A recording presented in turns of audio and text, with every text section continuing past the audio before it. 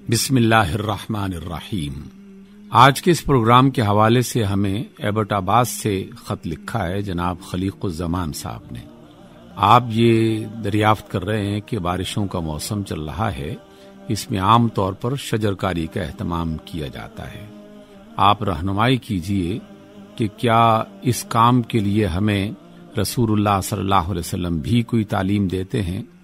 اور یہ ہم اس لیے پوچھ رہے ہیں کہ دنیا کے ہم کام اپنے خاص فائدے کے لیے تو کر ہی رہے ہوتے ہیں، لیکن اگر اس کام میں اللہ کے رسول صلی اللہ علیہ وسلم کی سنت یا آپ کی تعلیم کو بھی پیش نظر رکھا جائے تو ہمارا خیال ہے کہ اس میں اللہ تعالیٰ کی برکت اور رحمت بھی شامل ہو جاتی ہے اور اس کام کا اجر بھی ملتا ہے۔ جناب خلیق الزمان صاحب، آپ نے جو سوال کیا بہت ہی اچھا اس حوالے سے ہے کہ آپ نے کم از کم یہ سوچا کہ دنیا کے ہم بہت سارے کام کر رہے ہوتے ہیں جو اپنی جسمانی ضرورتوں کو اور انسانی ضرورتوں کو پورا کرنے کے لیے اختیار کیے جاتے ہیں، لیکن ایک مسلمان اور مومن ہمیشہ اس بات کی کوشش میں رہتا ہے کہ وہ اپنے تمام کاموں کو اللہ کے حکموں کے مطابق اور رسول اللہ صلی اللہ علیہ وسلم کی تعلیمات کی روشنی میں ادا کرے۔ اور جب وہ ایسا کرتا ہے تو وہ کام تو پہلے بھی ہو جاتا ہے اور بعد میں بھی ہو جائے گا، لیکن اللہ کی اطاعت میں وہ کام کیا جائے گا تو اللہ کی رحمتیں ملیں گی اور اس کی طرف سے اس کام میں برکت مل جائے گی۔ رسول اللہ صلی اللہ علیہ وسلم کی سنت میں وہ کام کیا جائے گا تو آپ صلی اللہ علیہ وسلم سے محبت اور آپ کی اطاعت کا جو خیال ہے، اس نیت کا اجر بھی ملے گا اور برکت بھی آ جائے گی۔ تو اس اعتبار سے دونوں صورتیں اگر انسان کے سامنے ہوں تو زیادہ اچھا ہے، اور حقیقت یہ ہے کہ ہر کام میں انسان کو ایسا ہی سوچنا چاہیے۔ بارشوں کے موسم میں ہر ملک میں، چاہے وہ مسلم ہو یا غیر مسلم، شجرکاری کا اہتمام کیا جاتا ہے۔ جو شخص درخت لگائے گا وہ درخت اگ جائے گا، عام طور پر اگ جاتا ہے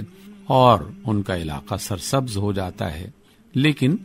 مومن جو ہے وہ ان تمام کاموں میں اللہ اور اس کے رسول کی مرضی اور اس کی پسند اور رسول اللہ صلی اللہ علیہ وسلم کا بتایا ہوا طریقہ اور دنیا کے ساتھ ساتھ اپنی آخرت کو بھی کامیاب دیکھنا چاہتا ہے، تو وہ وہی کام جب کرتا ہے تو اس میں اللہ کے نام سے آغاز کرتا ہے، قدم قدم پہ اللہ کا شکر ادا کرتا ہے اور خلق خدا کی خدمت کو اپنی نیت میں شامل کر کے دنیا میں وہ اپنے کام کو مکمل کرتا ہے اور اس کا فائدہ اٹھاتا ہے اور آخرت میں اجر کا مستحق ٹھہرتا ہے۔ اس اعتبار سے شجرکاری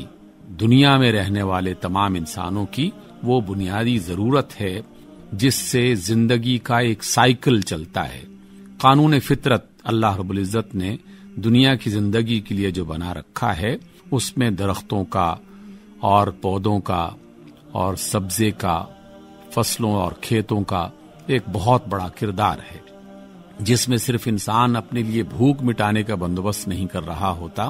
یا پھل کھا کے لذت حاصل کرنے کا اسے ذریعہ نہیں بنا رہا ہوتا، بلکہ کروڑ ہا قسم کے جانور، پرندے، حشرات الارض، اللہ کی مخلوق، ان سب کے لیے وہ ایک سہولت کا ذریعہ بن رہا ہوتا ہے۔ اور خود اپنی زندگی میں بھی جو اللہ تعالیٰ کا بنایا ہوا نظام ہے، اس پورے نظام کو بہتر انداز میں کام کرنے کے لیے وہ ایک سہولت فراہم کر رہا ہوتا ہے۔ یہ تو ہم سب جانتے ہیں کہ ہمیں بارش کی ضرورت ہے جو آسمانوں سے برستی ہے،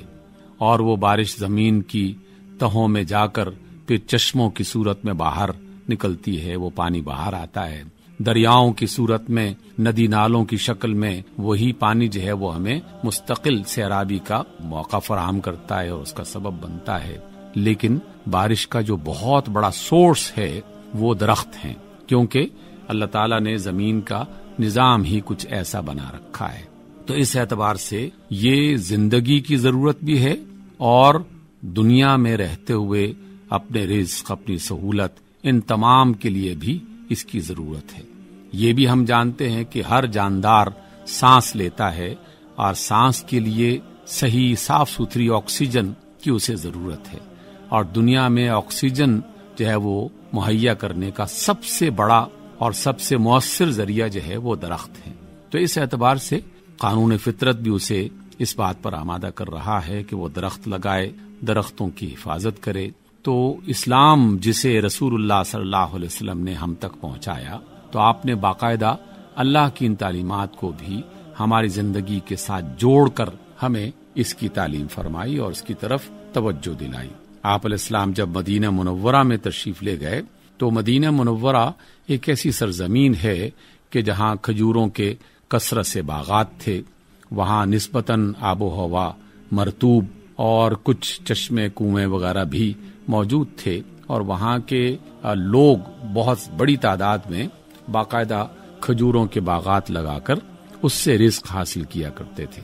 تو آپ صلی اللہ علیہ وسلم نے وہاں جا کر لوگوں کو اور زیادہ اس بات پر آمادہ کیا اور انہیں توجہ دلائی کہ درخت لگانے چاہیے، اور نہ صرف آپ نے توجہ دلائی، یہ فرما کر کہ جو شخص بھی درخت لگاتا ہے تو وہ درخت جب تک قائم رہتا ہے اس میں سے نکلنے والے پھل، اس کے سائے میں بیٹھنے والے لوگ، اور اس کے پھلوں سے اور اس کے پتوں سے اور اس کی مختلف چیزوں سے فائدہ اٹھانے والے جانور، پرندے، حشرات،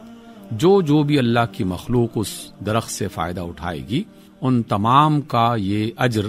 صدقے کی شکل میں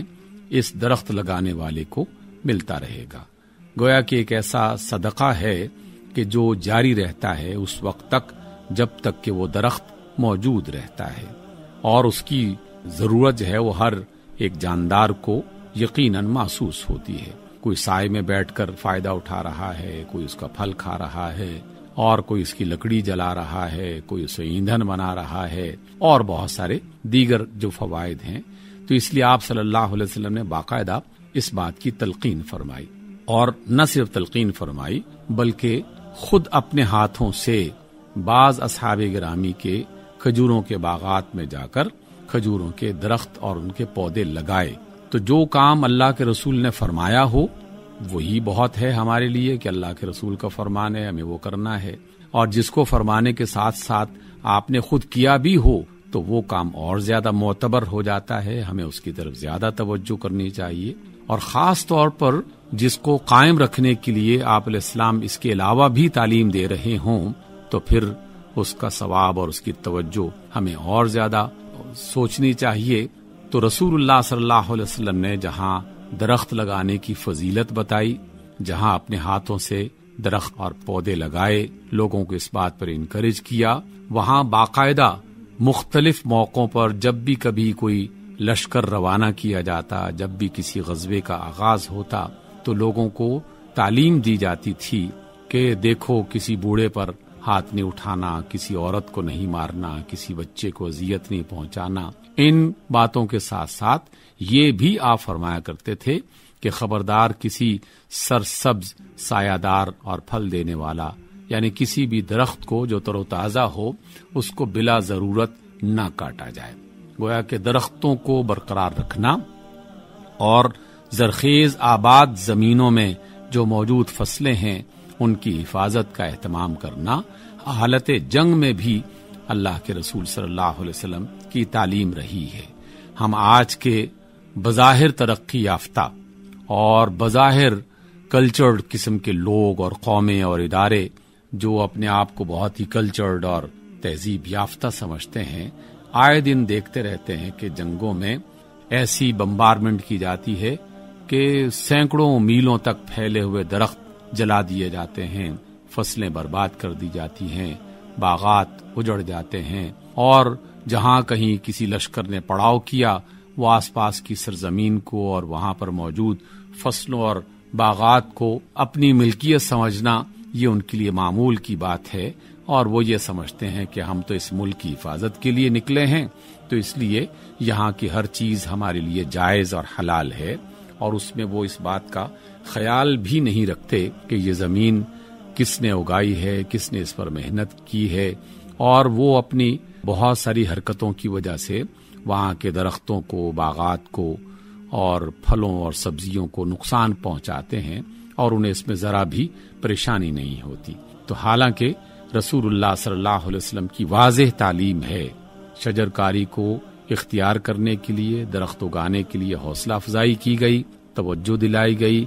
اس کی خیر و برکت کو لوگوں کے سامنے رکھا گیا اور بغیر کسی ضرورت کے درختوں کو کاٹنے سے منع کیا گیا.